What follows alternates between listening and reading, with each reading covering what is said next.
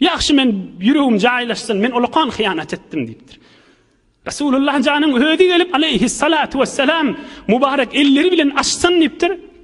Başka kişi açmasın diýipdir. Men arazi däl diýip gyýardyr. Aham erti namazdan soňra yine daňylyp aham peýgamberimiz geçip barýaka, öz mübarek elleri bilen Hazreti Ebu Lübabaň daňagy zatlaryny çödüşdirip azat etip goýberdir. Dur şunu ders dälmanşy. Hud Kur'an-ı Kerim'de Sure-i Nisa 17. ayet var. Summa yatubuna min qaribin. Kana adammandır. Seni meni ağlayacak bolýandyr näme? Ululongda tövbe edämal diýip. Hudaýa diýe. Summa yatubuna min qaribin. 4-nji para Sure-i Nisa 17. ayetinde var. Gözläp görün. Günah eden adam basym tövbe etsin diýipdir Hudaý Taala. فَاُولَٰئِكَ يَتُوبُ اللّٰهُ عَلَيْهِمْ Tövbanı maskar etmeyen, basın tövbe edilin, mene tövbasını geçecek deyiptir, kabul edecek deyiptir Hudaý Taala. Ay falan vakt tövbe etsen bolur diyen adama, pikretten görün, şola adamları hiç tövbe netip etdiyen neldir ha. Men öýlenimde tövbe edecek diyen adamlar var, oğlun şoklu olup, aktıklı olup, hacayı tikilip, häzirde tövbe netip edenek. Nämeden çürüyüm? Tövbanı maskara tutunyan adama, tövbe netip etdiyen neldir. Tövbanı maskara tutunyan adama tövbe nesip etdiyen neldir? Tövbanı maskara tutunyan adama tövbe nesip etdiyen neldir?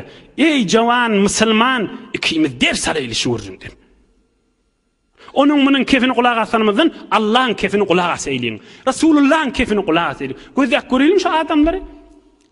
Häzirde tövbe etdirmi? Häzirde tövbe eden neldir? Üç çeftimin nazarla geçendir ha. Ol günah kök tutya, ulalongda da eciz bolýan dip, onu men gaýtalamayyn. Tövbe diýäniň ýan kadamy var. Şo taýda gözünden ýaş akyp ýortup gaýtypdyr. Aýa bizde şeýitmelimi şo jürek? Ýok. Rasulullah bize onu buyurmandır. Hudaý onu bize buyurman. Yüreğinden narahat bolup, inni kilapda etjekkäden tövbe etdiň.